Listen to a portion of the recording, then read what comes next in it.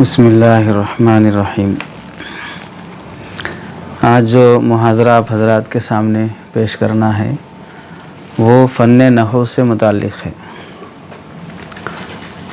نحو کی جو کتابیں ہیں جماعت اول، جماعت دوم اور جماعت سوم، تقریباً عربی سوم تک فن نحو کی کتابیں پڑھائی جاتی ہیں۔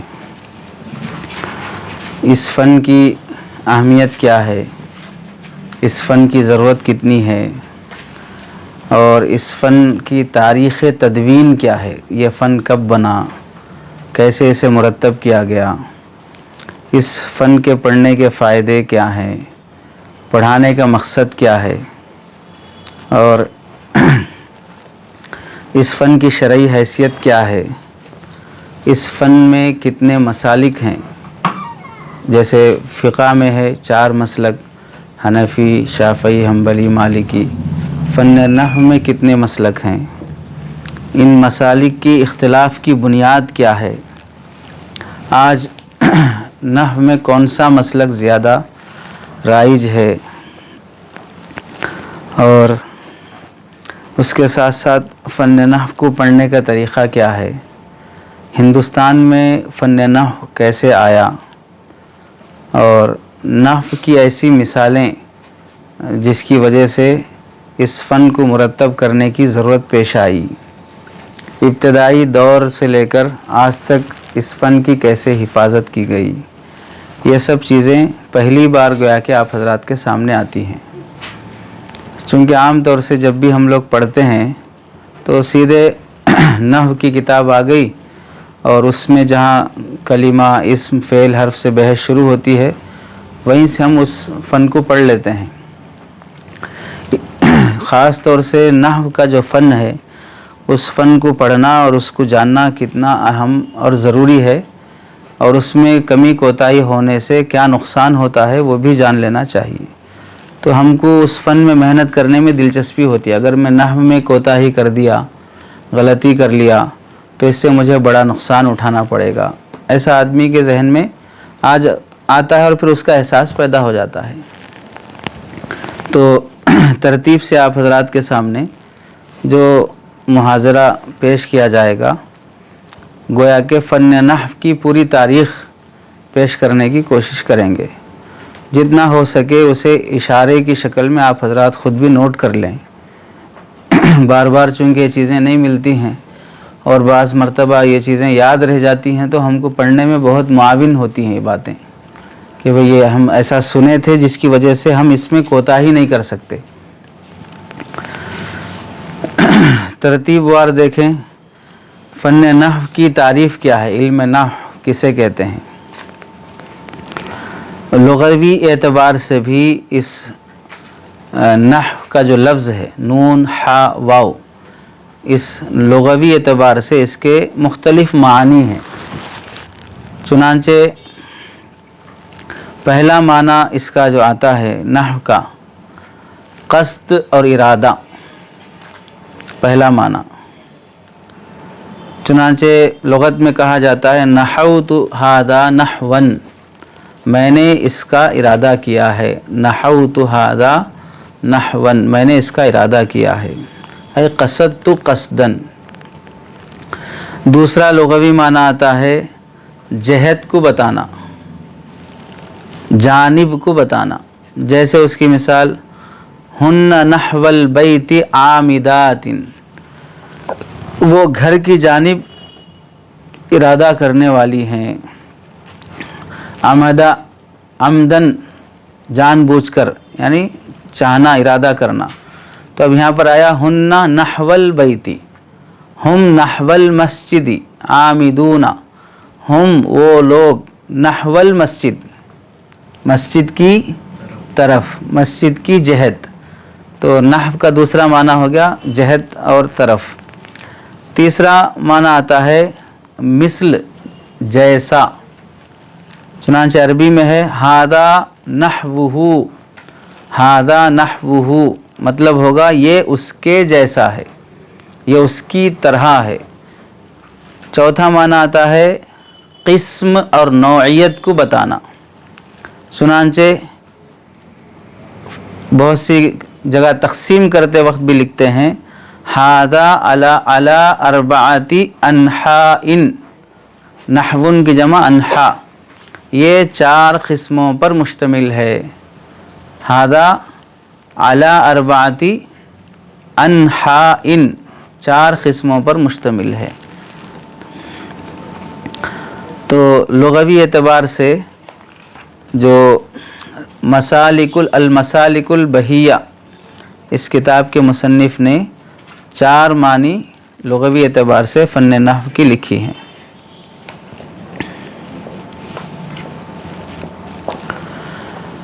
اور اصطلاحی اعتبار سے نحو کا معنی کیا ہے؟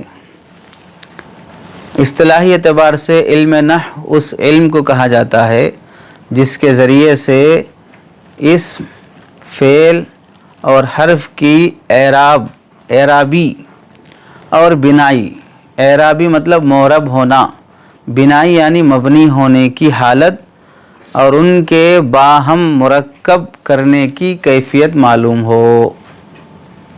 اصطلاحی اعتبار سے عربی میں اسی کو کہہ سکتے ہیں علم باحث عن الاحوال المرکبات الموضوعہ وضعا نوعیا لنوع من المعانی الترکیبیہ النسبیہ من حیث دلالتها علیہا.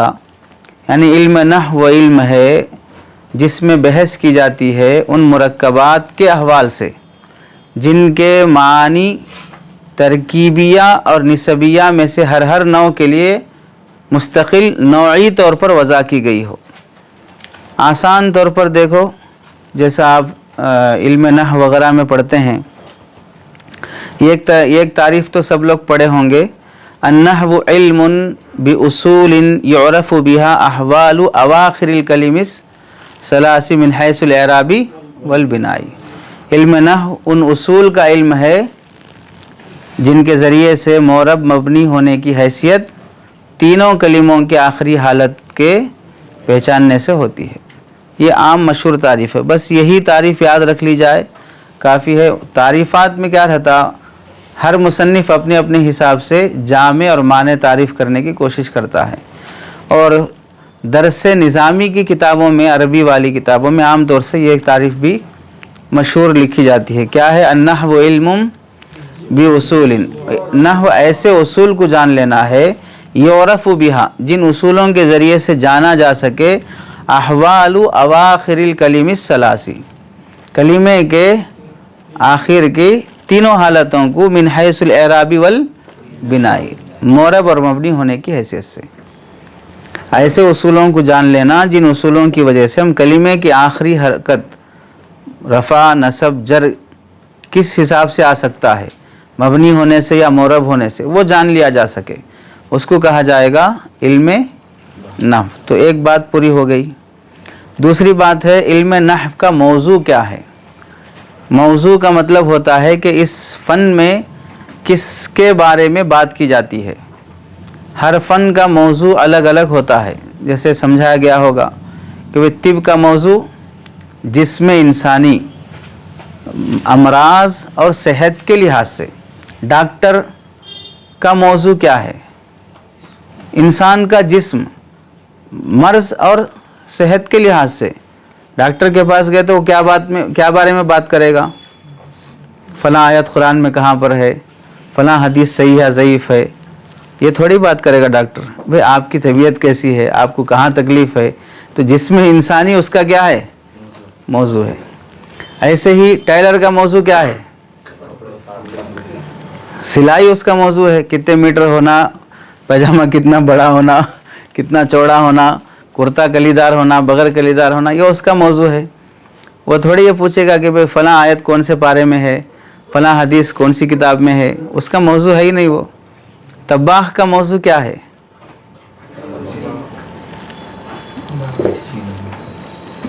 کتنے کلو چاول ڈالنا، کتنا تیل ڈالنا، کون سی مرچ، کون سا نمک، یہ سب چیزیں اس کا موضوع ہے.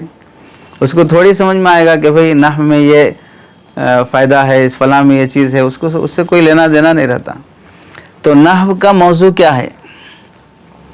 عام طور سے تو موضوع نحو کا جو بیان کیا جاتا ہے کلمہ اور کلام، یہ نحو کا موضوع ہے۔ موضوع کلمہ اور کلام ہونے کا مطلب یہ ہے کہ کلمہ اور کلام کے عوارض ذاتیہ سے بحث کیا جاتا ہے۔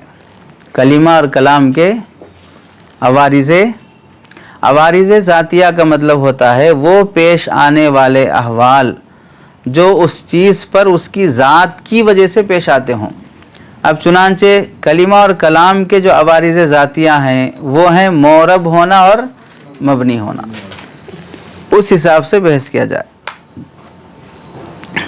بعض نحوی حضرات نے نحو کا موضوع لکھا ہے مرکبات، مفردات اور حروف، تینوں مفردات، مرکبات اور حروف، ادوات جسے کہتے ہیں۔ چنانچہ مفتاح السعادہ نحو کی کتاب ہے، اس میں لکھا ہے وہ موضوعہ المرکبات والمفردات من حیث وقوعها فی التراکب والادوات لکونها روابط الترکیب۔ خلاصہ کیا ہوا کہ نحو کا موضوع مرکبات ہیں، مفردات ہیں، چونکہ مفردات اور مرکبات کو جوڑ کر ایک جملہ بنایا جاتا ہے، اور جوڑنے کے لیے درمیان میں واسطہ کس کا لیتے ہیں؟ حروف کا لیتے ہیں۔ تو اس واسطے مفرد بھی، مرکب بھی اور حروف بھی نحو کا موضوع ہے۔ تیسرا جو بیان کیا جاتا ہے نحو کا موضوع هو المرکب باسناد اصلی، نحو کا موضوع وہ مرکب ہے جو اسناد اصلی کے ساتھ ہو، جو اسناد اصلی کے ساتھ ہو۔ اب اس کی تفصیل نحو میں آئے گی آپ کے پاس۔ یہ ایک کلمے کو دوسرے کلمے سے جوڑ کر جو بنایا جاتا ہے مرکب، مفید ہے، غیر مفید ہے، اسناد اضافت کی ہے، توصیفی ہے، یا اسناد ایسے ہی نہ اس میں اضافت ہے نہ اس میں توصیفی ہے، جیسے بال ابک کا دو کلموں کو ملا کر ایک کر دیا گیا اور اس میں کوئی اسناد نہیں ہے، تو یہ بھی نحو کا موضوع مانا جاتا ہے۔ بعض جو عام طور سے جو لکھا گیا ہے نحو کا موضوع، چوتھا جو لوگوں نے علماء نے لکھا ہے موضوع اللفظ الموضوع مفردن کانا و مرکبن۔ سیدھی سیدھی بات ہے کہ نحو کا جو موضوع ہے، ہدایت النحو میں پڑھے، نحو کا موضوع کیا ہے؟ اللفظ الموضوع، لفظ موضوع، نحو کا موضوع ہے لفظ، نحو کا موضوع ہے لفظ، لفظ چاہے مفرد ہو یا مرکب ہو۔ تو نتیجہ کہاں پر پہنچا؟ کلمہ اور کلام، کلمہ رہا تو مفرد ہے، کلام رہا تو مرکب ہے۔ خلاصہ ہے کہ نحو کا موضوع کلمہ اور کلام ہے۔ تیسری چیز نحو کی غرض و غایت۔ غرض کا مطلب ہوتا ہے مقصد کیا ہے، اور غایت کا مطلب ہوتا ہے اس مقصد کا حصول کیسے ہو چکا، وہ مقصد حاصل کیسے ہو چکا، اسے سمجھ لو پہلے۔ غرض ہوتا ہے کسی کام کے شروع کرنے سے پہلے کی جانے والی نیت، اور غایت ہوتی ہے اس کام کے نتیجے تک پہنچ جانا، یہ ہوتی ہے غایت۔ مثال کے طور پر آپ یہاں سے حج کے سفر پر گئے، احرام باندھ کر یہاں سے نکلے، کوئی بھی آپ سے پوچھے گا بھئی آپ احرام باندھ کے کہاں جا رہے ہیں، کیا جواب دیں گے؟ عمرے پہ جا رہے ہیں۔ تو آپ کا احرام باندھ کر اس سفر کو طے کرنا کس وجہ سے ہے، کس غرض سے ہے، کس مقصد سے ہے، تو کیا جواب ہوگا؟ عمرہ۔ تو جانے سے پہلے جو آپ نیت ظاہر کرتے وہ ہوئی غرض۔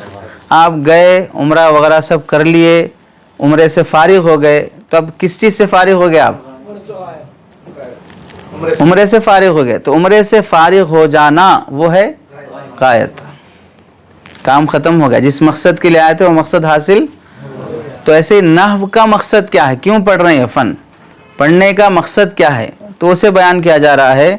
نحو کا جو اصل مقصد ہے بہت تفصیل کے ساتھ واضح انداز میں لوگ یہ इजमाली तौर पर देखो, नहव का मकसद है वलगर्ज़ मिन्हु, नहव पढ़ने का मकसद है सियानतु ज़हनी अनिल ख़तई लफ्ज़ी, जहन को बचाना है लफ्ज़ में गलती करने से, फ़ी कलामिल अरबी, अरबी ज़बान में।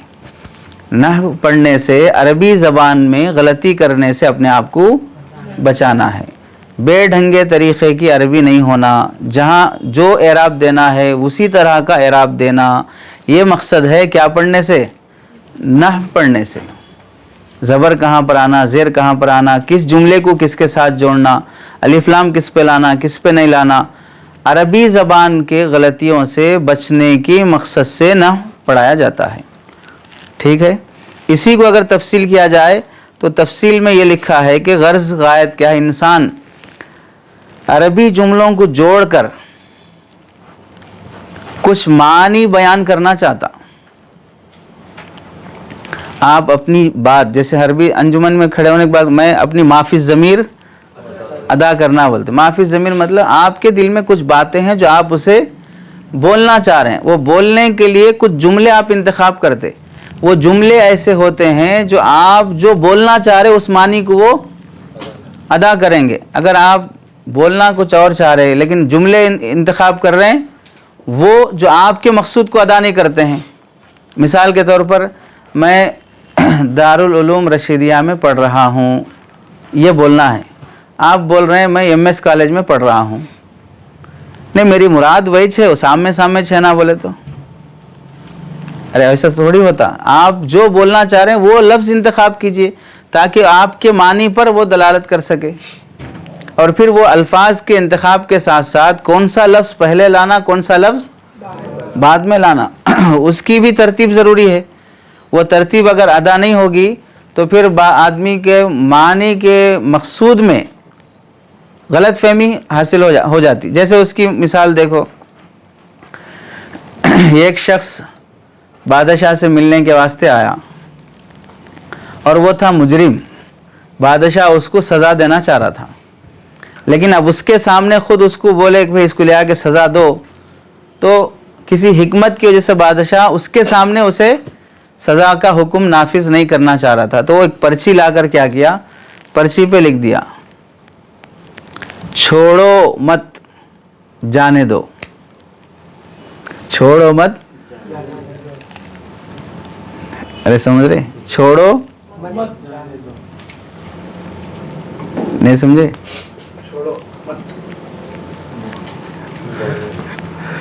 तब छोड़ो मत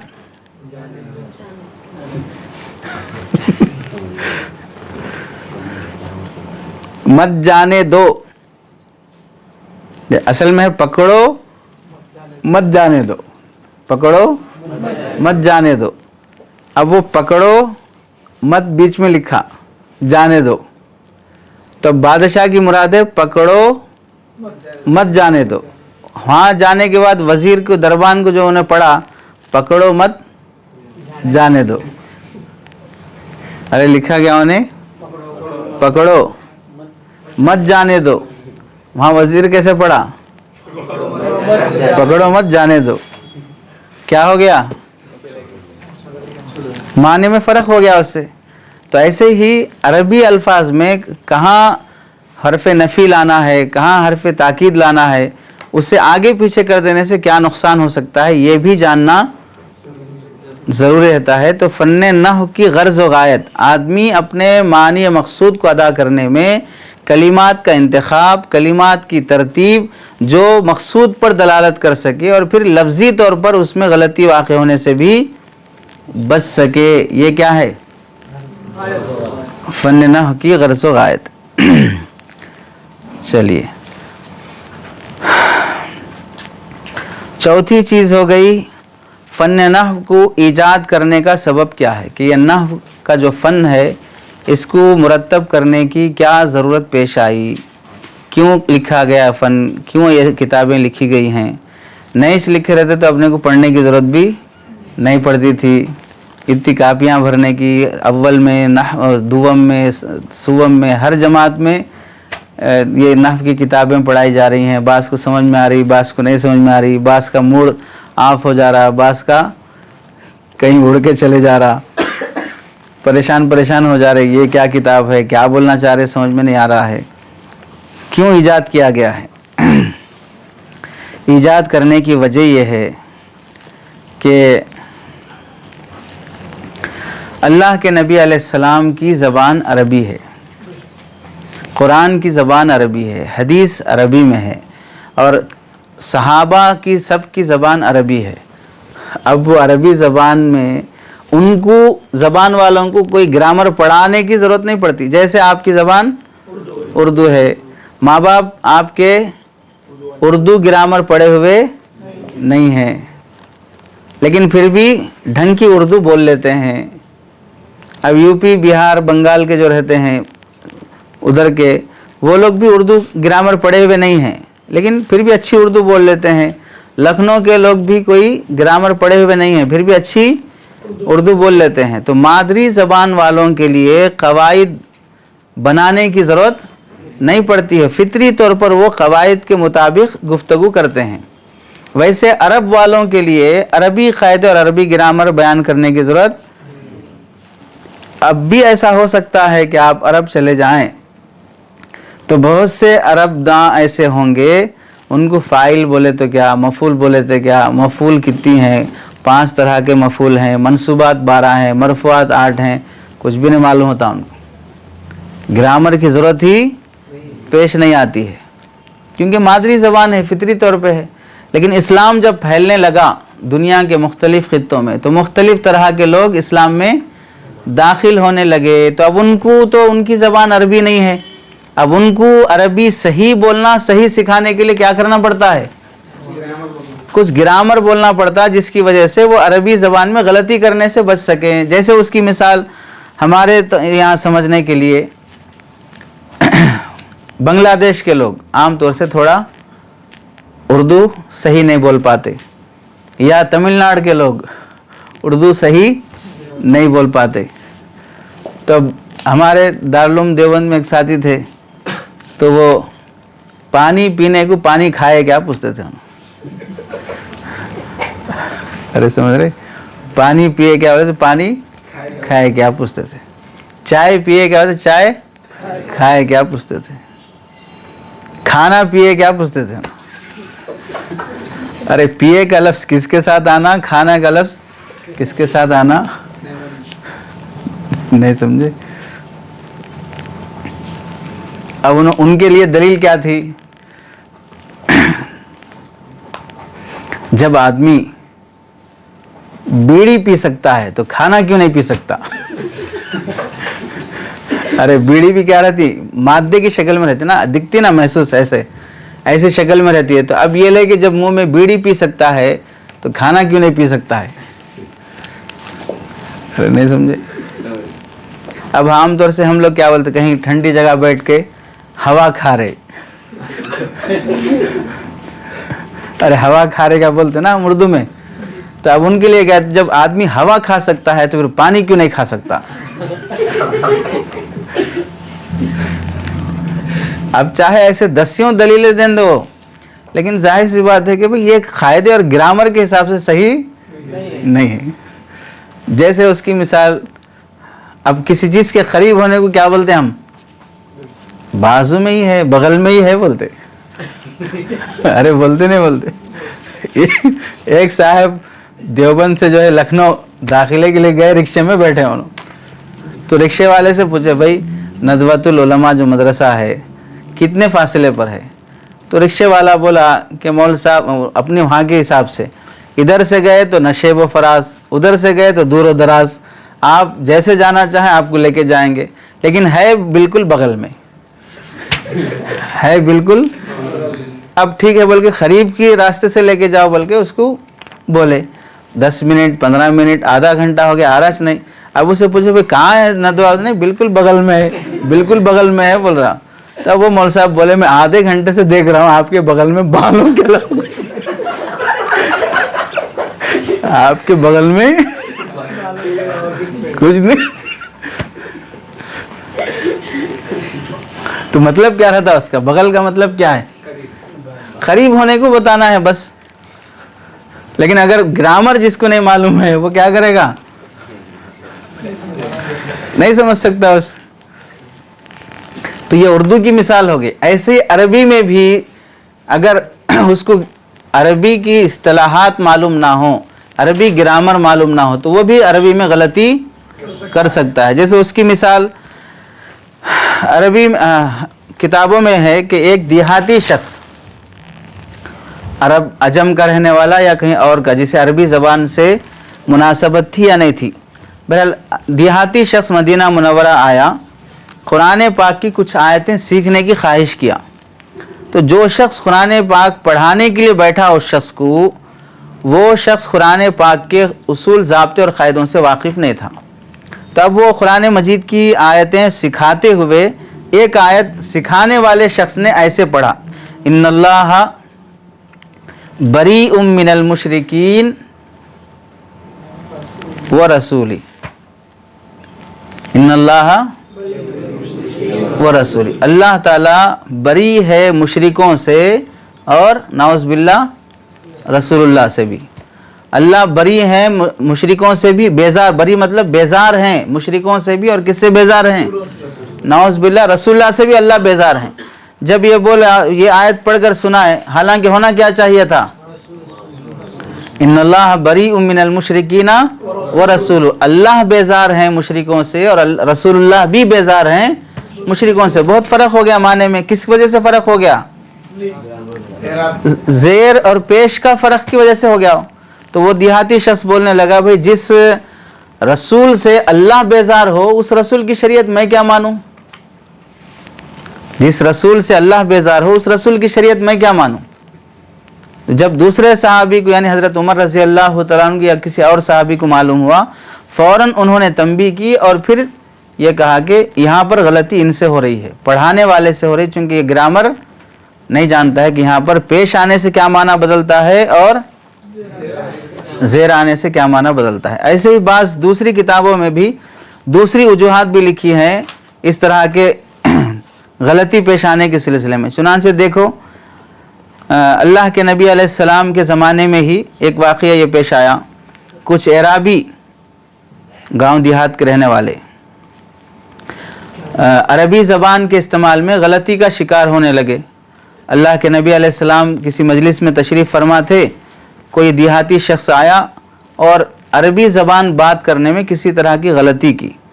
تو رسول اللہ صلی اللہ علیہ وسلم نے ارشاد فرمایا، ارشدوا اخاکم فقد ضل، ارشدوا اخاکم، تم اپنے بھائی کو صحیح بات بتاؤ، وہ غلطی کر رہا ہے، وہ غلطی کر رہا ہے. یعنی یہ جو بات بولنے کا طریقہ ہے یا اس میں جو الفاظ کا استعمال ہے اس میں غلطی ہو رہی ہے، اس کو صحیح رہبری کرو.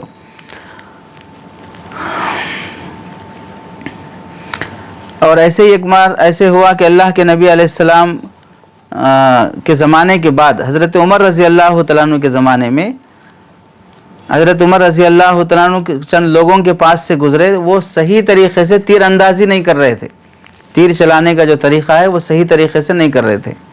تو حضرت عمر رضی اللہ تعالیٰ عنہ کو ڈانٹے، چونکہ تیر اندازی یہ اسلام کا مستقل حکم ہے کہ ہر مسلمان کو تیر انداز ہونا چاہیے. بعض حدیثوں میں اللہ کے نبی علیہ السلام نے فرمایا، جس مسلمان کے گھر میں آلات جنگ نہ ہوں، تیر، تلوار، نیزہ یہ سب نہ ہوں، اور اس کے جسم پر کوئی نشان بھی نہ ہو جو اس نے راہ خدا میں اپنے آپ پر قربانی دینے کی وجہ سے اس کے جسم پر کوئی داغ، کوئی کٹنے کا نشان نہ ہو، تو میں اسے منافق سمجھتا ہوں. اس کے بارے میں ڈر ہے فسق اور فجور اور نفاق کا. تو اس واسطے یہ تیر اندازی سیکھنے کا مستقل اللہ کے نبی علیہ السلام نے تاکید فرمایا. وہ صحیح طریقے سے نہیں کر رہے تھے، تو اللہ کے نبی علیہ السلام تو حضرت عمر نے ان کو ڈانٹا، صحیح تیر اندازی کرو، کیوں ایسے کر رہے ہو؟ تو جواب میں وہ تیر اندازی کرنے والے بولے جواب میں، انا قوم متعلمین، انا قوم، ہم تو ابھی تیر اندازی کرنا سیکھ رہے ہیں، کرنا نہیں جانتے. تو بولنا کیا چاہیے تھا؟ متعلمین بولنا چاہیے تھا یا متعلمون بولنا چاہیے تھا؟ متعلمون بولنا چاہیے تھا، اس واسطے کہ وہ خبر بن رہی ہے کس کی؟ ارے ان زیدن، تو متعلمون آتا نا کہ ہم تو ابھی سیکھ رہے ہیں، لیکن وہ جواب میں کیسے بولے؟ متعلمین بولے. تو حضرت عمر رضی اللہ تعالیٰ عنہ کو اس پر ناراضگی ہوئی، اور کیا فرمایا؟ واللہ خطأکم فی لسانکم اشد علی من خطئکم. حضرت عمر نے فرمایا تمہارا تیر اندازی میں غلطی کرنا مجھے اتنا زیادہ تکلیف نہیں دیا جتنا تم عربی گرامر میں غلطی کرنے سے مجھے تکلیف ہوئی.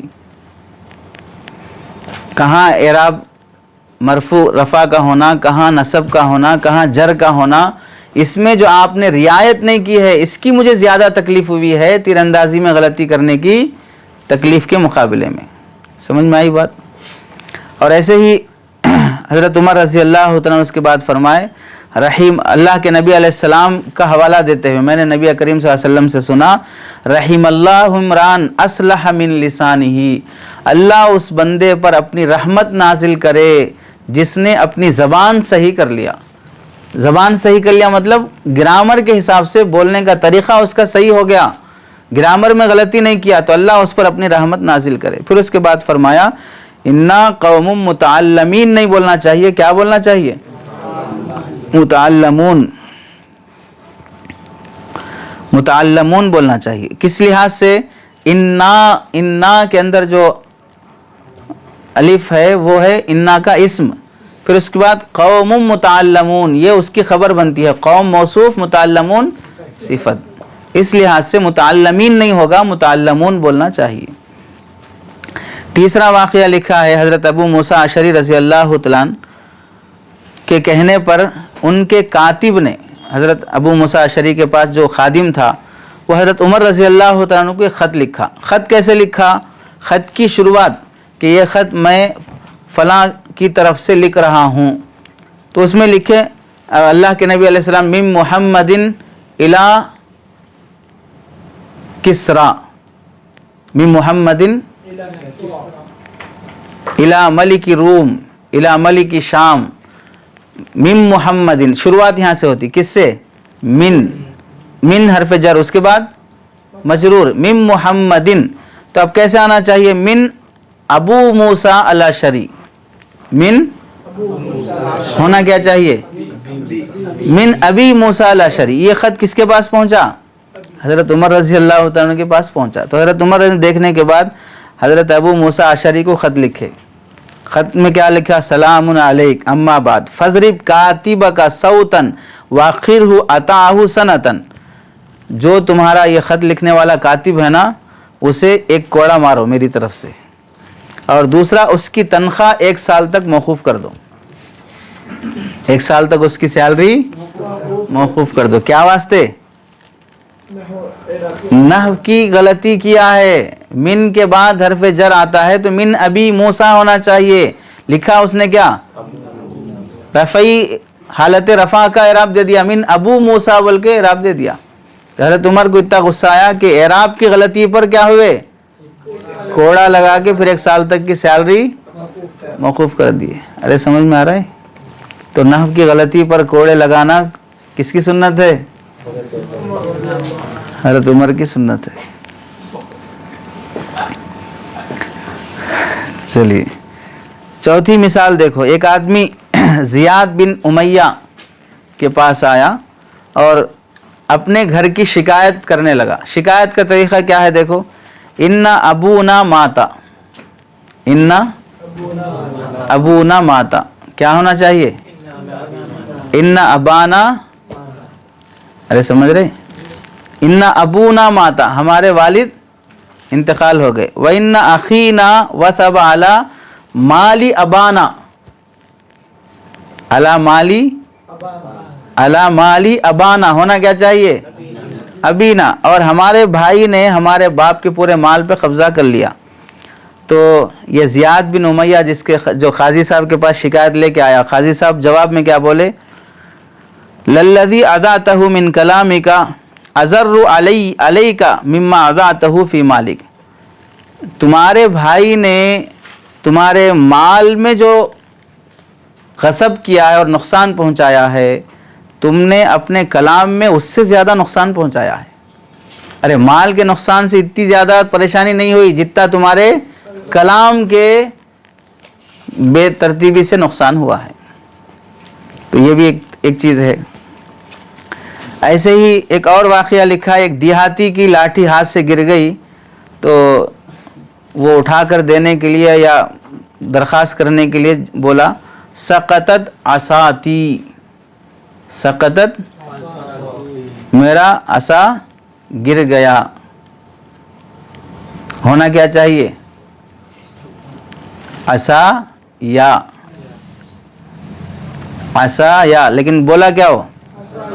عصایی، عصاتی بولا، عصا یا ہونا چاہیے. تو یہ بھی ایک، یعنی ایسے کئی واقعات پیش آئے جس کی وجہ سے تدوین کی ضرورت پڑی، قواعد کو مرتب کرنے کی ضرورت پڑی. آگے اور بھی واقعات آئیں گے کہ قواعد کو مرتب کرنے کے سلسلے میں. اب اس کے بعد ہے علم نحو کی عظمت اور اس کی اہمیت.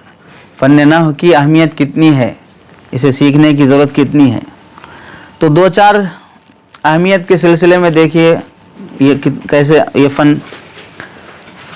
تمام قرآن کے احکامات عربی میں ہیں، حدیث کی تمام باتیں عربی میں ہیں، علوم اسلامیہ کا تقریباً خزانہ وہ عربی میں ہے. حدیث سے کوئی مسئلہ مستنبط کریں، قرآن سے کوئی مسئلہ مستنبط کریں، فقہ سے کوئی مسئلہ مستنبط کرنا ہو، یہ ساری بنیادی ماخذ کے درجے کی کتابیں یہ سب عربی زبان میں ہیں. اب اگر کوئی شخص عربی زبان سے واقف نہ ہو تو اب قرآن سے کوئی حکم کیسے نکال سکتا ہے، حدیث سے کوئی حکم کیسے نکال سکتا ہے.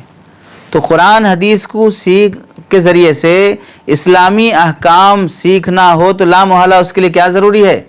فن نحو میں مہارت ہونا ضروری ہے. نحو کے بغیر عربی زبان حاصل نہیں ہو سکتی اور عربی زبان کے بغیر عربی کے احکام جانے نہیں جا سکتے. تو عربی زبان کو سمجھنے کے لیے نحو سمجھنا ضروری ہے. اور عربی میں اسم، فعل، حرف ہر طرح کے کلمے ہیں. تو اسم کسے بولتے، فعل کسے بولتے، حرف کسے بولتے، کلمہ کیا ہے، کلمات کیسے ہیں، کلمات کو ترتیب کیسے دینا، یہ بھی جانے بغیر عربی نہیں جان سکتے. ایسے ہی فاعل، مفعول، مبتدا، خبر، مضاف، مضاف الیہ، موصوف، صفت، ان سب کی شناخت کے بغیر ان کا ترجمہ بھی نہیں کیا جا سکتا. کون کہاں مضاف مضاف الیہ بن رہا، کون کہاں موصوف صفت بن رہا، یہ جاننے کے لیے لا محالہ عربی قواعد جاننا ضروری ہوگا. اور ایسے ہی معمولی سے فرق کی وجہ سے، لفظ کی فرق کی وجہ سے بھی ہو یا ترکیب کے فرق کی وجہ سے معنی میں کیا ہو جاتی ہے؟ تبدیلی آ جاتی ہے. تو اس کے لیے گرامر جاننا ضروری ہوگا. جیسے اس کی مثال دیکھو، لفظ کی تبدیلی اور ترتیب، حرف کی تبدیلی کی وجہ سے کیسے معنی میں تبدیلی آتی ہے.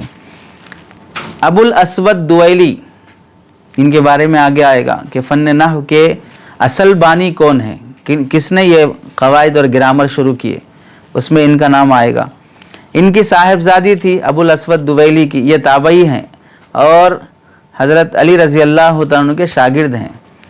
پیدا تو ہوئے تھے اللہ کے نبی علیہ السلام کے زمانے میں یا اس سے پہلے، شاید اسلام لانے میں دیری ہوئی یا کیا وجہ پیش آئی، لیکن ان کا تعارف ہوا ہے حضرت علی رضی اللہ عنہ کے زمانے میں.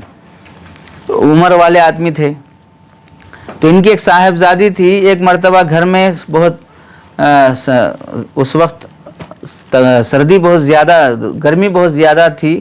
تو بہت زیادہ گرمی کو بتانے کے لیے بیٹی نے جو جملہ استعمال کیا، یا ابتی ما اشد الحر، یا ابتی ما اشد الحر. اس کا مقصد کیا ہے؟ گرمی، اصل بولنا کیا چاہ رہے تھے؟ گرمی بہت تیز ہے، گرمی بہت زیادہ ہے، یہ بولنا ہے اصل میں. گرمی کتنی زیادہ ہے، جیسے مثال کوئی بھی چیز بہت تعجب کی دکھی ہے تو تعجب کا جملہ ادا کرنے کے لیے کیا ہے ترکیب؟ اصل جملہ کیا ہے؟ ما احسنہ واحسن بہ، ما احسن زیدن، یہ جملہ ہے نا. تو ما احسنہ، تو احسنہ پر بھی فتح اور زیدن پر بھی فتح، دونوں مفتوح ہوں گے. لیکن لڑکی کیسے استعمال کی؟ ما اشد الحر. ہونا کیا چاہیے تھا؟ ما اشد الحر. تو فعل تعجب کی جگہ خبر والا جملہ استعمال کر دیے. تو اس طرح کے معمولی سے فرق کی وجہ سے تعجب کرنا چاہ رہے یا خبر دینا چاہ رہے, کچھ فرق نہیں معلوم ہو رہا. کس کے بدلنے سے؟ حروف کے بدل جانے سے, اعراب کے بدل جانے سے. ایسے ہی ایک واقعہ انہی کا لکھا ہوا ہے, البنیان والتبیین ایک کتاب ہے, جاحظ کا واقعہ. اس سے پہلے جاحظ نام آیا امام جاحظ کا. تو ان کا لکھا ہے کہ ایک شخص نے کسی اعرابی سے دریافت کیا, ما اہلکا, ما یا کیف اہلکا, کیفا کیا مطلب, کیسے ہلاک ہو گئے, کس چیز نے تمہیں ہلاک کر دیا. کیفا اہلکا, کس چیز نے تمہیں برباد کر دیا. تو سامنے والا بولا سلبن, سولی کے ذریعے سے ہلاک ہو گئے, سولی کے ذریعے سے. اعرابی پوچھا میں کیا پوچھ رہا ہوں, تم کیا بول رہے؟ میں یہ پوچھنا چاہ رہا ہوں تمہارے گھر والے کیسے ہیں. تو بڑا تعجب کی بات ہے, گھر والے کیسے ہیں؟ تو کیفا اہلو کا پوچھنا, یہ کیا پوچھ رہے, کیفا اہلا کا پوچھ رہے. تو اہلو کا پوچھے تو اہلو کا مضاف مضاف الیہ ہوتا, اہلا کا پوچھے تو اہلا کا فعل ہے. یہ بہت بڑا فرق ہو جائے گا. خیر خیریت پوچھ رہے, نہیں عذاب دے رہے. تو یہ بھی ایسا واقعہ, ایسا ذریعہ بن جاتا ہے کہ جس میں اگر عربی گرامر نہیں جانے گا تو آدمی معافی ضمیر کیا بولنا چاہ رہا ہے خود اس کو سمجھ میں نہیں آئے گا, اور سامنے والا بھی اس کی وجہ سے پریشان ہوتا. عربی زبان میں بہت سے ایسے واقعات لکھے ہیں جس میں عربی گرامر کے ناواقفیت کی وجہ سے کتنی تبدیلی آ جاتی ہے. جیسے ایک واقعہ لکھا ہے,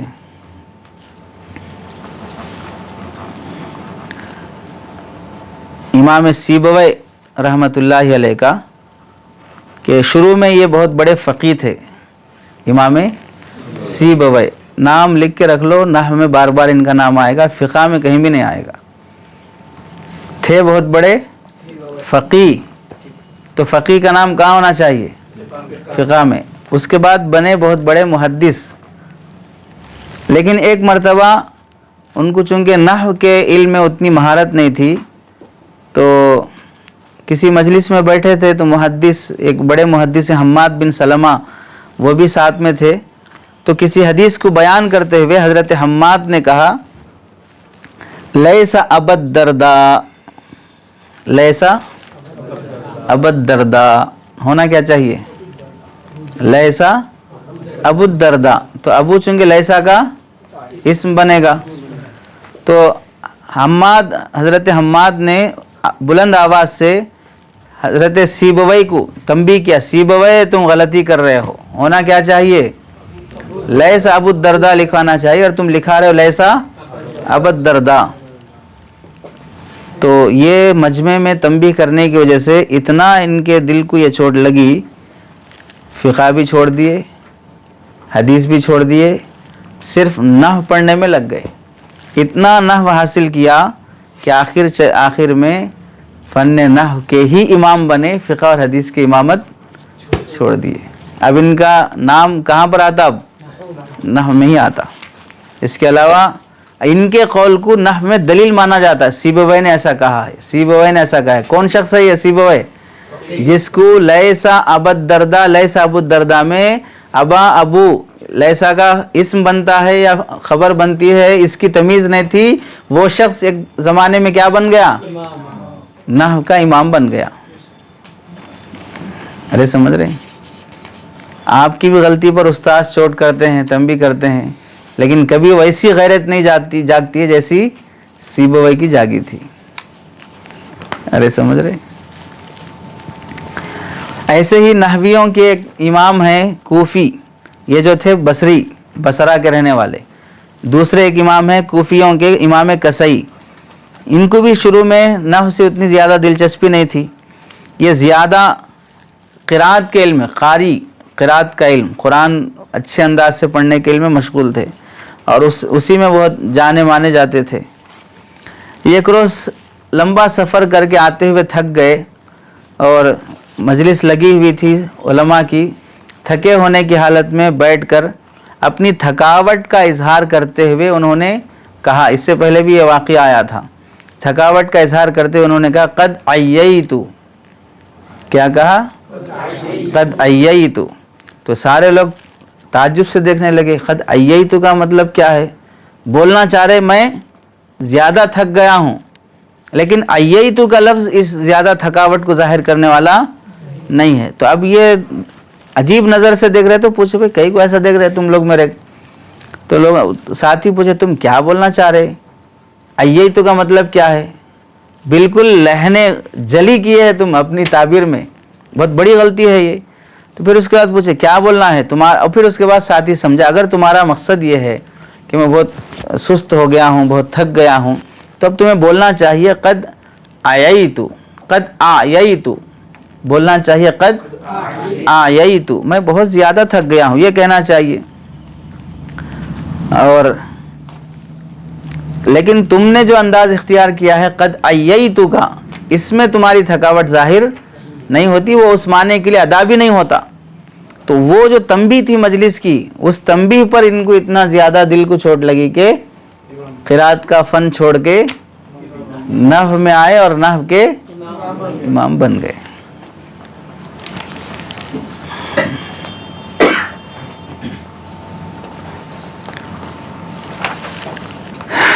چلیے، اور ایک امام گزرے ہیں امام فرا، نحو کے ایک امام گزرے ہیں امام، ارے سمجھے ہدایت النحو میں آئے، ایک مول صاحب تھے امام فرا، جو ہے ایسی جگہ پر دکھتے ہو کہ انہوں بول کے ایسا بھاگ جاتے، پھر ان کو پکڑ ہی نہیں سکتے، کئی کو بولے آپ بول کے، چونکہ ان کا نام کیا ہے؟ فرا۔ ارے سمجھ میں آیا؟ تو امام فرا رحمۃ اللہ علیہ بھی بہت مشہور نحوی گزرے ہیں، بہت زیادہ ان کو نحو سے دلچسپی تھی۔ امام محمد رحمۃ اللہ علیہ کا واقعہ انہی کے ساتھ پیش آیا ہو، بھئی کیا نحو میں لگے رہتے، فقہ سیکھو، فقہ اصل ہے، اس میں مسئلے مسائل معلوم ہوتے۔ تو امام محمد رحمۃ اللہ، امام فرا بولے ٹھیک ہے آپ پوچھئے، کیا پوچھنا ہے آپ کو فقہ میں؟ تو انہوں نے وہی پوچھے بھئی نماز میں سجدے سہو واجب ہوا تو واجب چھوٹنے سے یا تاخیر سے کسی بھی وجہ سے تو سجدے سہو کر لیا، دوبارہ سجدے سہو واجب ہوا تو پھر سجدے سہو کرے گا یا نہیں کرے گا؟ تو امام فرا بولے دوبارہ سجدے سہو نہیں کرے گا۔ آپ کو کیسے معلوم یہ؟ تو امام فرا بولے اس واسطے کہ نحو کا قاعدہ یہ ہے کہ ایک اسم کی ایک بار تصغیر کی جاتی ہے، ڈبل بار تصغیر نہیں کی جاتی ہے، اور تصغیر یہ اسم کا عیب ہے، جیسے سجدے سہو نماز کا عیب ہے، ویسے ڈبل بار اس میں عیب نہیں پایا جاتا، ایسے ہی اسم کے اندر بھی ڈبل بار عیب نہیں پایا جاتا۔ سمجھے نہیں سمجھے؟ امام محمد رحمۃ اللہ علیہ کو تعجب ہوا، یعنی نحو کے قاعدے سے کون سا مسئلہ بیان کر رہے؟ فقہ کا مسئلہ بیان کر رہے۔ تو اس سے کیا معلوم ہوا کہ بعض مرتبہ آدمی کسی ایک فن میں ماہر ہو جاتا ہے تو دوسرے فنون بھی آہستہ آہستہ اسے آسان ہو جاتے ہیں۔ تو ان باتوں سے حاصل یہ ہوا کہ نحو کا علم سیکھنے کی اہمیت کتنی ہے، کہ یہ لوگ پہلے کون تھے؟ فقہ کے امام تھے، حدیث کے امام تھے، چھوڑ کے نحو میں آئے، قرات کے امام تھے، چھوڑ کے نحو میں آئے، اور وہ بھی فقہ کے امام تھے امام فرا، چھوڑ کے نحو میں ایسے آئے کہ نحو کے قواعد سے فقہ کے مسائل۔ تو اس سے کیا معلوم ہوا کہ نحو ایسا علم ہے کہ کسی زمانے میں اس کو معمولی نہیں سمجھا گیا ہے، لوگ دوسرے فنون چھوڑ کے اس فن کو حاصل کرنے لگے تھے۔ اور ایک چیز اسی کی اہمیت سے متعلق ہے کہ مفتاح السعادہ ایک کتاب ہے، اس میں لکھا ہے کہ ابو بکر بن مجاہد مقری یہ بیان کرتے ہیں کہ ایک مرتبہ ابو العباس ثعلب نحوی نحو کے امام ہیں، بہت افسوس کے ساتھ ایک بار کہنے لگے کہ علماء جو ہے یہ قرآن کی خدمت میں مصروف ہیں، محدثین زندگی بھر حدیث کی خدمت کر رہے ہیں، فقہا زندگی بھر شریعت کے مسائل مرتب کر رہے ہیں، یہ سب حضرات تو کامیاب ہیں، ہم کو کیا فائدہ؟ یہ زندگی بھر نحو میں گزر گئی، زندگی بھر جو ہے زید عمر بکر میں گزر گئی، ضرب زید میں گزر گئی، ہم کو کیا ملنے والا ہے اس سے؟ وہ محدث بڑے ثواب والے ہیں، وہ مفسر بڑے ثواب والے ہیں، وہ فقیہ زیادہ بڑے ثواب والے ہیں، ایسا افسوس کا اظہار کرنے لگے۔ تو یہ کہنے کے بعد ابو بکر جن سے کہے تھے، کہنے والے کون ہیں؟ ابو العباس ثعلب نحوی، یہ کہنے کس سے کہے؟ ابو بکر بن مجاہد مقری سے۔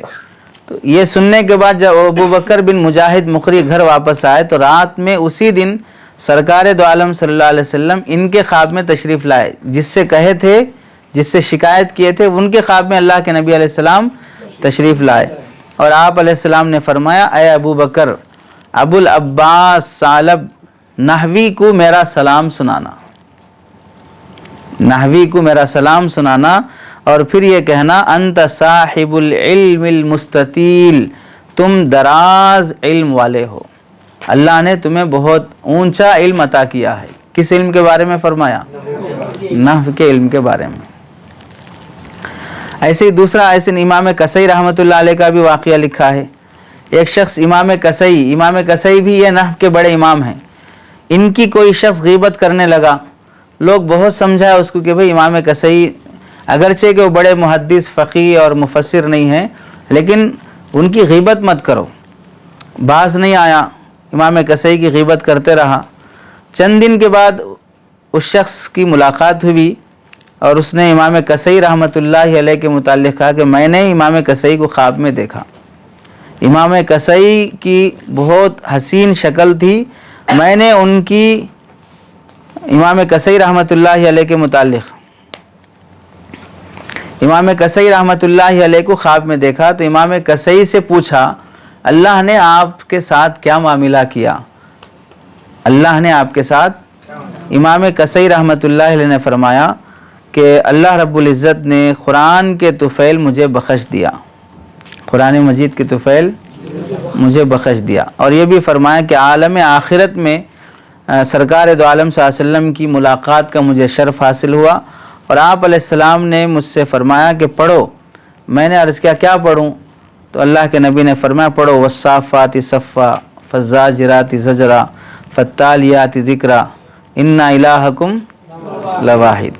تو میں اللہ کے نبی علیہ السلام کے حکم پر پڑھا، آپ بہت خوش ہوئے، اور میرے مونڈھے پر آپ علیہ السلام نے اپنا دست مبارک پھیرا، اور اس کے بعد کیا فرمایا؟ قیامت کے دن ہم فرشتوں کے مجمع میں تم پر فخر کریں گے، قیامت کے دن فرشتوں کے مجمع میں ہم تم پر فخر کریں گے۔ کس پر؟ امام کسئی پر۔ تو اس سے کیا معلوم ہوا کہ نحو کے فن میں مشغول ہونا اللہ کے نبی علیہ السلام کے نزدیک بھی بہت اہم چیز ہے، کیونکہ اس سے زبان کی حفاظت ہوتی ہے۔ کوئی بھی غلط سلط، جیسے آپ کوئی بھی قرآن کی آیت لے کے قرآن میں ایسا لکھا ہوا ہے، حالانکہ پھر آپ تفسیر غلط کر رہے ہیں، کیونکہ آپ اس کو ترکیب میں آپ سے غلطی ہو گئی کہ کون کس کے ساتھ جڑ رہا ہے، اس واسطے غلط مسئلہ نکال رہے آپ۔ تو اب جو فن کا ماہر ہوتا ہے وہ اس کو غلطی سے بچا سکتا ہے۔ اب آگے کی چیز ہے کہ علم نحو حاصل کرنے کی شرعی حیثیت کیا ہے؟ فرض ہے، واجب ہے، سنت ہے، مستحب ہے، کئی کو پڑھنا ہے نحو کی کتاب؟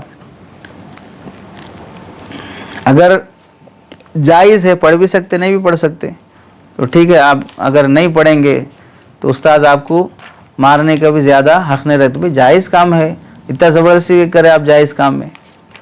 اگر یہ مکروہ ہے تو مکروہ اور ناجائز کتاب پڑھا رہے کیسا آپ؟ پھر اگر اس کا پڑھنا گناہ ہے تو پھر پڑھا رہے کیسا آپ؟ اور اگر یہ فرض ہے پڑھنا تو پھر فرض میں کوتاہی کر کیسے سکتے آپ؟ فرض میں کوتاہی کرنے والا مجرم ہوگا نہیں ہوگا؟ تو نحو کا علم حاصل کرنا شرعاً کس درجے میں ہے؟ فرض کے درجے میں ہے، چونکہ قرآن مجید کی حفاظت، الفاظ میں حروف میں غلطی سے بچنا، اب تو سمجھے کہ بھئی اس میں اعراب لگا ہوا ہے، تو جو قرآن بغیر اعراب کا ہوگا، جو حدیث بغیر اعراب کی ہوگی، آپ اسے کیسے پڑھیں گے؟ غلط پڑھے تو کیا اللہ کے نبی علیہ السلام نے ویسے ہی فرمایا جیسے آپ پڑھ رہے ہیں؟ آیت آپ غلط پڑھے تو آپ اللہ کے نبی اللہ نے ویسے ہی آیت نازل کی جیسے آپ پڑھ رہے ہیں. تو قرآن مجید کی غلطی سے بچنا اور حدیث کی غلطی سے بچنا انسان پر فرض ہے. تو اس فرض کو حاصل کرنے کے لیے جو علم ذریعہ بنتا ہے وہ علم بھی کیا ہوگا؟ کون لکھے یہ بات؟ شیخ برہان الدین تعلیم المتعلم میں لکھتے ہیں کہ ما یتوسل بہ الی اقامت الفرض یکون فرضا، جو فرض کا ذریعہ بنتا ہے تو وہ ذریعہ بھی کیا ہوگا؟ اپنی جگہ پر فرض ہوگا. وما یتوسل بہ الی اقامت الواجب یکون واجبا، تو اور جو چیز واجب کا ذریعہ بنتا ہے اور وہ بھی کیا ہوگا؟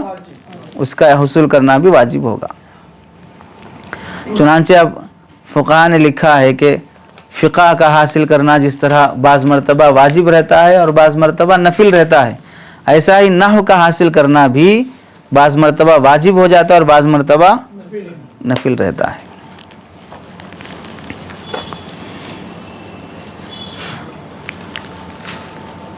اب اس کی ایک مثال دیکھیے.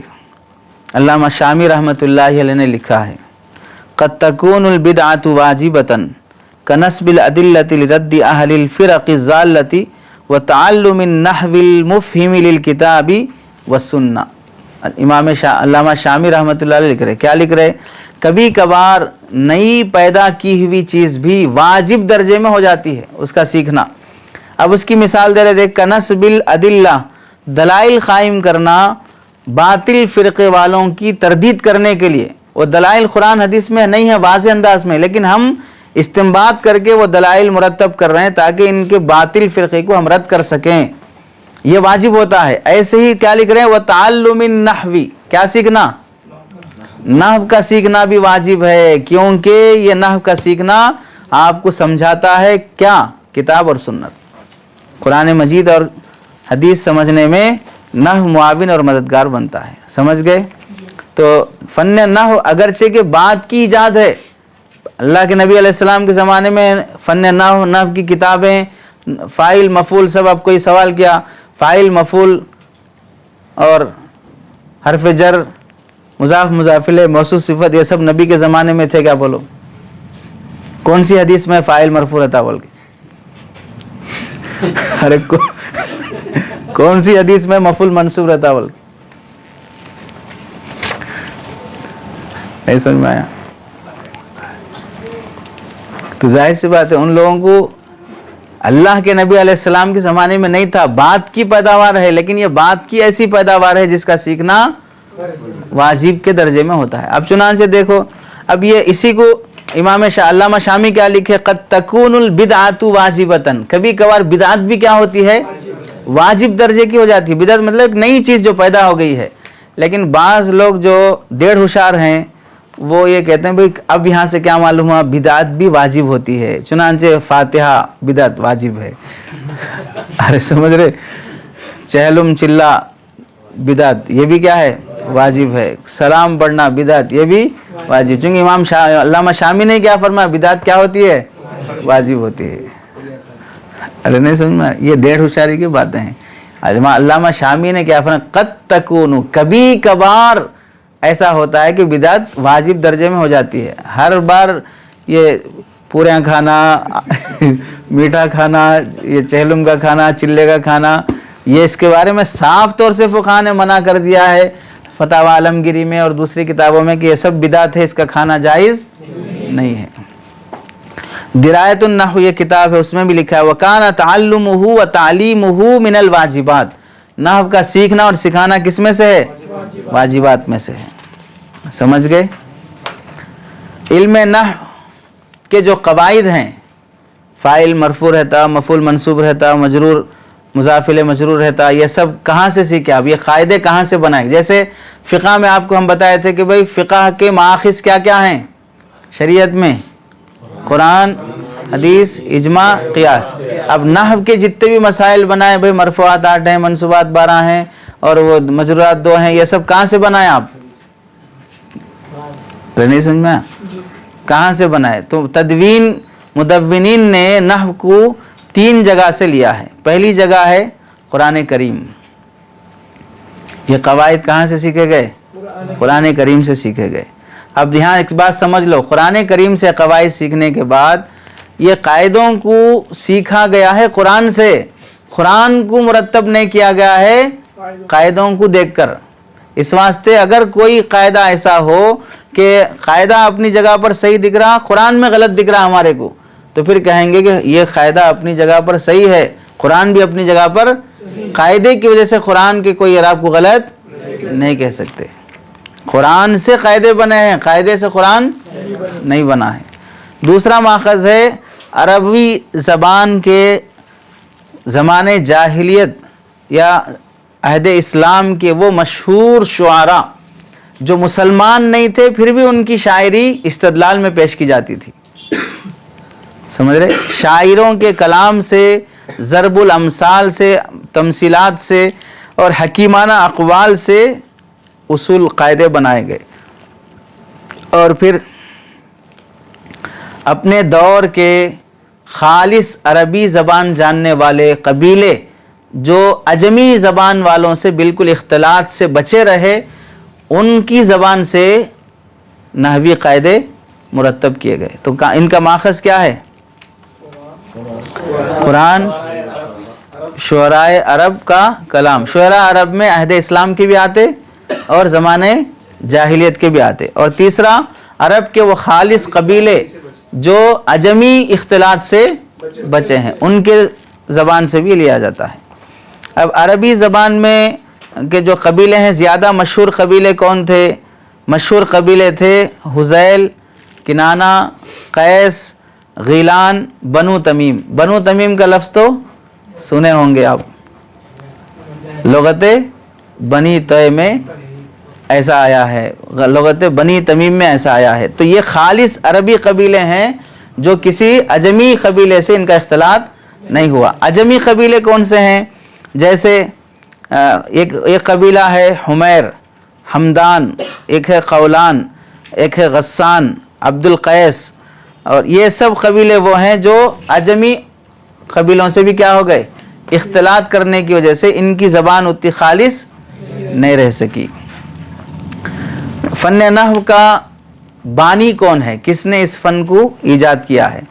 4 قول اس کے سلسلے میں آتے ہیں کہ فن نحو کا مورخ اور بانی پہلا کون ہے؟ ایک ہے عبد الرحمن بن ہرمز الاعرج۔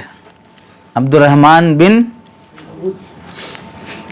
بولنے آ رہا، نام نہیں آ رہا ہے، ہرمز الاعرج۔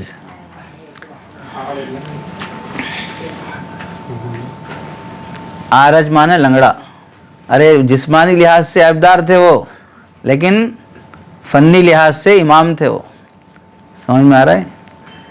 ایک تفسیر میں بھی ہے، امام علامہ انور شاہ کشمیری رحمۃ اللہ علیہ کسی کا شعر نقل کرتے تھے، لولا الارجان لما فہمت فصاحت القرآن، لولا الارجان، 2 لنگڑے نہ ہوتے، لما فصیحت فصاحت القرآن، تو قرآن کی فصاحت معلوم ہی نہیں ہو سکتی تھی۔ کون ہیں وہ 2 لنگڑے؟ الاول من زمخشر والثانی من جرجان، ایک ہے علامہ زمخشری، دوسرا ہے علامہ جرجانی۔ یہ دونوں مفسر ہیں اپنے زمانے کے، جن کے ذریعے سے کیا سمجھی گئی ہے؟ قرآن کی فصاحت سمجھی گئی، اور دونوں کیا ہیں؟ لنگڑے ہیں۔ ارے سمجھ میں آ رہی بات؟ دوسرے جو نحوی بانی ہیں نصر بن عاصم، ان کو بھی بانی کہا جاتا ہے، لیکن تاریخی لحاظ سے یہ دونوں لوگ بانی نہیں ہو سکتے، اس واسطے کہ ان کی بنیاد میں ابو الاسود دویلی رحمۃ اللہ علیہ جو امام حضرت علی رضی اللہ عنہ کے شاگرد ہیں، ان کے یہ لوگ شاگرد ہیں، اور بنا کا ابتدا جو ہے وہ حضرت علی سے شروع ہو چکی ہے، تو بانی وہ ہو سکتے ہیں، شاگرد بانی نہیں ہو سکتا۔ تیسرا نام آتا ہے اب یہاں پر ابو الاسود دویلی رحمۃ اللہ علیہ، یہ نحو شروع کا فن کی ابتدا کیے ہیں، لیکن کس کے کہنے پر کیے ہیں؟ ایک قول ہے حضرت کیا بولتے ہیں عمر رضی اللہ عنہ کے کہنے پر، اور ایک قول ہے حضرت علی رضی اللہ عنہ کے کہنے پر۔ تو حضرت عمر کے کہنے پر یہ انہوں نے ابتدا کی ہے، تو پھر اصل بانی حضرت عمر ہوئے، یہ ان کے معاون ہوئے، نائب ہوئے, اور اگر حضرت علی رضی اللہ تعالیٰ عنہ کے کہنے پر ہوئے ہیں تو پھر اصل بانی حضرت علی رضی اللہ تعالیٰ عنہ ہوئے, اور ان کے نائب کون ہوئے؟ ابو الاسود دبیلی ہوئے. تو ان 4 قولوں میں سے صحیح قول کون سا ہے؟ صحیح قول یہ ہے کہ اس کے بانی ابو الاسود دبیلی ہیں, اور حضرت علی رضی اللہ تعالیٰ عنہ کے کہنے پر انہوں نے مرتب کیا ہے. تو یا تو کہو اصل بانی حضرت علی ہیں, یا اصل بانی حضرت ابو الاسود دبیلی ہیں. ٹھیک ہے, ابو الاسود دبیلی. ان کے بانی ہونے کی دلیل کیا ہے ابو الاسود دبیلی کی؟ ایک مورخ ہیں عبد الرحمن انباری, یہ کیا کہتے ہیں؟ وَالصَّحِيحُ أَنَّ أَوَّلَ مَنْ وَضَعَ النَّحْوَ علی ابن ابی طالب رضی اللہ تعالیٰ لأن الروایات كلها تسند إلى ابی الاسود. اصل بانی حضرت علی ہیں کیونکہ تمام روایتیں ابو الاسود کی طرف جاتی ہیں, اور ابو الاسود شاگرد ہیں کس کے؟ حضرت علی رضی اللہ تعالیٰ کے. اور ایک مورخ ہیں ابو عبید بن معمر المثنی, وہ بھی کیا کہتے ہیں؟ اخذ ابو الاسود الدبیلی النحو عن علی ابن ابی طالب. ابو الاسود دبیلی نے نحو سیکھا ہے کس سے؟ حضرت علی رضی اللہ تعالیٰ سے. اور ایسے ہی ابو حاتم سجستانی, یہ بھی مورخ ہیں, ولد ابو الاسود الدبیلی فی الجاہلیہ واخذ النحو عن علی ابن ابی طالب. زمانے جاہلیت میں پیدا ہوئے ابو الاسود دبیلی, لیکن علم نحو سیکھا ہے انہوں نے کس سے؟ حضرت علی رضی اللہ تعالیٰ سے. مفتاح السعادہ, اس میں بھی لکھا ہے کہ فعلم من هذه الروایات ان اول من وضع النحو ابو الاسود اخذه عن علی ابن ابی طالب. ابو الاسود دبیلی نے سیکھا ہے علم نحو کس سے؟ حضرت علی رضی اللہ. ابن خلدون, یہ بھی بڑے مورخ ہیں, اول من کتب فیہا ابو الاسود الدبیلی من بنی کنانہ. سب سے پہلے جس نے نحو میں کوئی قاعدہ مرتب کیا ہے وہ کون ہے؟ ابو الاسود دبیلی ہے, جو قبیلہ بنو کنانہ کے تھے. ان سب استدلالات سے کیا معلوم ہوا؟ ابو الاسود دبیلی یا حضرت علی رضی اللہ تعالیٰ سے ہی یہ فن شروع ہوا ہے. ٹھیک ہے. نحو کو نحو کیوں کہتے ہیں؟ وجہ تسمیہ کیا ہے؟ نحو کو نحو کہنے کی وجہ کیا ہے؟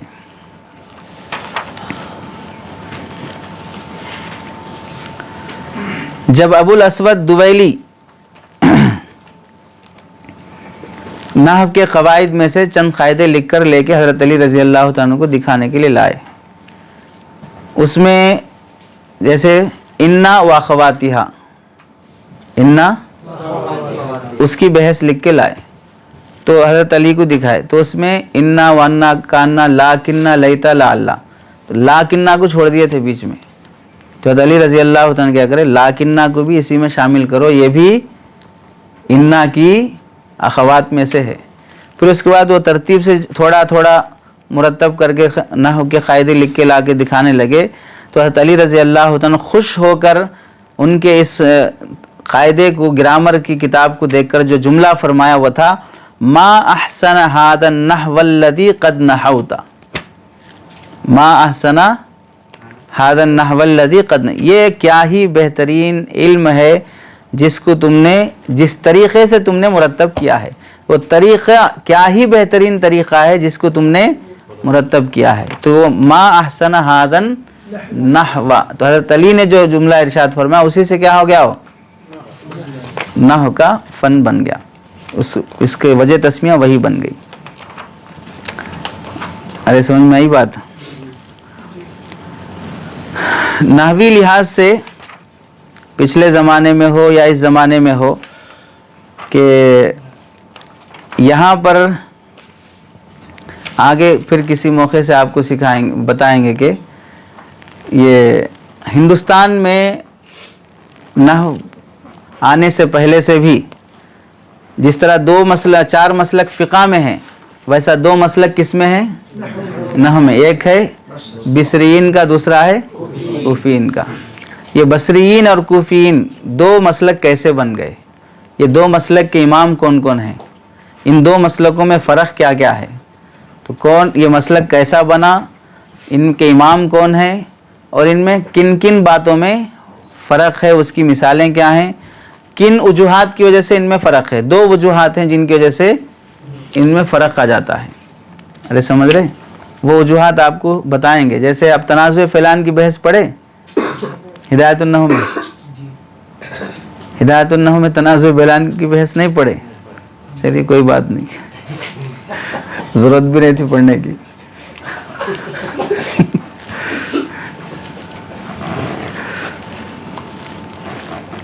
बाज़ बहसें ऐसी रहती हैं जिससे कुछ भी हासिल नहीं होता, इस वास्ते के उसकी मिसाल समझ लो। भाई दो फ़ेल पहले आए और एक फ़ाइल बाद में आया, तो इस फ़ाइल को का फ़ेल कौन माना जाए, पहले फ़ेल का फ़ाइल माने या दूसरे फ़ेल का फ़ाइल माने। जाहिर सी बात है, जब हिंदुस्तान में मसलक जो चलता है नहव में, वह है बिसरीन का मज़हब। अरे समझ मेरी बात, वो किसका चलता है?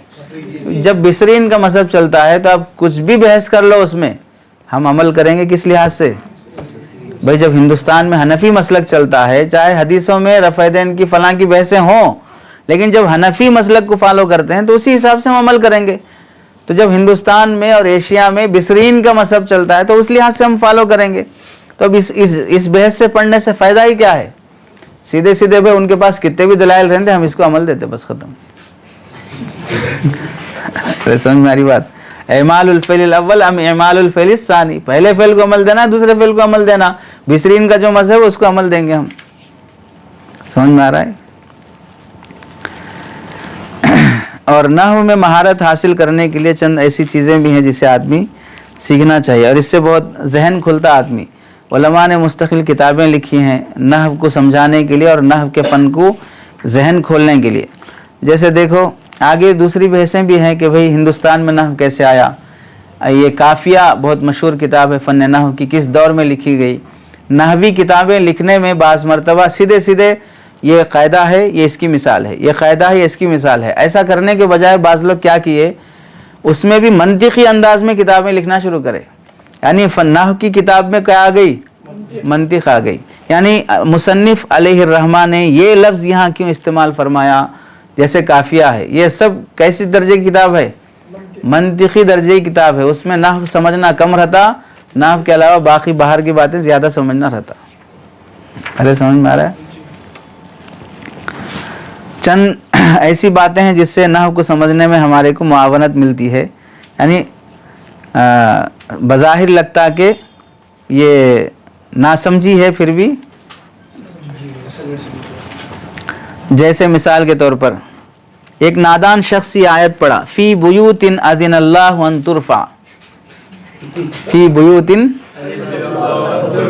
इसको उसने पढ़ा फ़ी बुयूतुन अज़िनल्लाहु अन तुरफ़ा, फ़ी।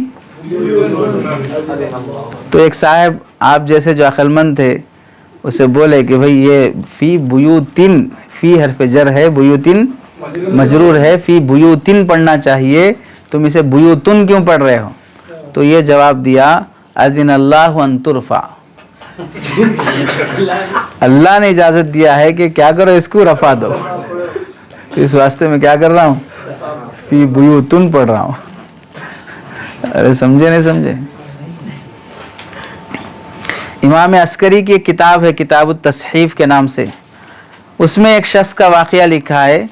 वो एक आदमी से पूछ रहा, मा फ़अला अबू का बिहिमारिही, मा फ़अला अबू का, तुम्हारे वालिद ने तुम्हारे उस गधे का क्या किया। उस ज़माने में गधा मुस्तकिल सवारी थी ना इंसानों की। अरे समझे, इस ज़माने में वो गाली है, बेवकूफ़ है। यानी बेवकूफ़ी की तर्जुमानी करने के लिए क्या बोलते हैं? अरे गधे हो, क्या मतलब है कि बेवकूफ़ है क्या, अकल नहीं है क्या, बोले ऐसा। क्योंकि गधे को क्या नहीं रहती है? अकल नहीं रहती है। लेकिन उस ज़माने में गधा उस ज़माने में गधा अक्लमंद था। अरे गधा अपने माने में मुस्तामल था, यानी सवारी के माने में मुस्तामल था। वो नहीं समझे? आप लोगों के माने में मुस्तामल नहीं था वो। समझे नहीं समझे? تو سوال یہ کیا ما فعل ابو کا بہماری، با حرف جر حمار مجرور، تمہارے والد نے گدھے کا کیا کیا؟ تو اس نے جواب کیا دیا؟ بائی ہی۔ کیا جواب دیا؟ ہونا کیا چاہیے تھا؟ با آہو، با اسے بیچ دیے، لیکن کیا بولا؟ بائی ہی بولا۔ تو پوچھا بھائی بائی ہی کیسے پڑھ رہے آپ؟ یہ با حرف جر تو نہیں ہے، کیسے اس کو بائی پڑھ رہے؟ تو یہ جواب بولا تیرا با جر دے سکتا ہے، میرا با جر نہیں دے سکتا۔ ارے بہماری میں حمار سے پہلے کیا ہے؟ اور یہاں با میں سے میں بھی کیا ہے؟ پہلا حرف با ہے، تو تیرا با جر دے سکتا ہے۔ چلیے ایسے ہی ایک واقعہ لکھا، اخبار النحویین ایک کتاب ہے، اخبار النحویین۔ ایک شخص بصرہ میں ایک مچھلی بیچنے والے سے کہا بکم ہادہ السمکہ، یہ مچھلی کتنے کی ہے؟ تو مچھلی بیچنے والے نے کہا بدرہمان۔ کتنے میں؟ بدرہمان۔ ہونا کیا چاہیے؟ بدرہمین، با حرف جر آیا ہے، تثنیہ ہے تو بعد میں، تو بدرہمین ہونا چاہیے۔ تو پوچھنے والا ہنسا کہ بھئی یہ کیسی تم عربی استعمال کر رہے؟ تو مچھلی بیچنے والا بولا بیوقوف ہے کیا، ایسے جملہ سن کے ہنس رہے؟ میں خود امام سیبوی کو کہتے ہوئے سنا ہوں، وہ کہہ رہے تھے سمنہما درہمان، سمنہما، تو ہاں درہمان ہے تو یہاں بھی بدرہمان ہو سکتا ہے۔ ارے نہیں سمجھ میں، وہاں سمنہما درہمان میں درہمان خبر ہے، سمنہما مبتدا ہے، تو خبر حالت رفعی میں الف نون کے ساتھ آتی ہے۔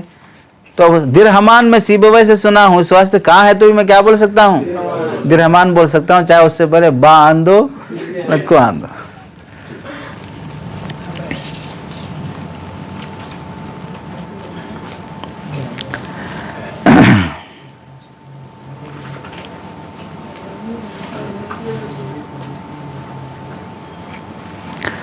ولید ایک بادشاہ گزرا ہے قریش خاندان کا، ایک شخص اس کے پاس آیا اور کہنے لگا کہ من ختانہ کا، من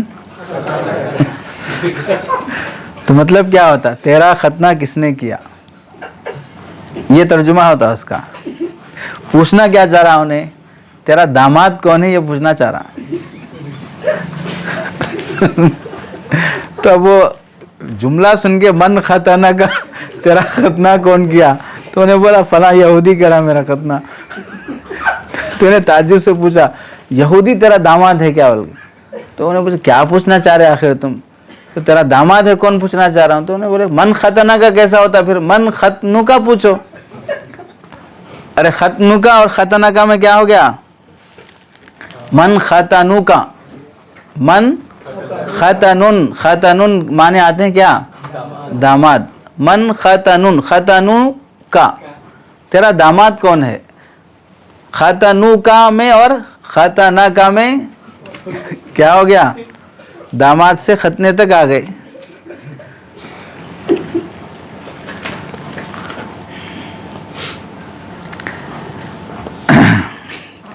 حضرت علی رضی اللہ عنہ ایک جنازے میں ساتھ میں جا رہے تھے، تو کوئی پوچھا من المتوفی، من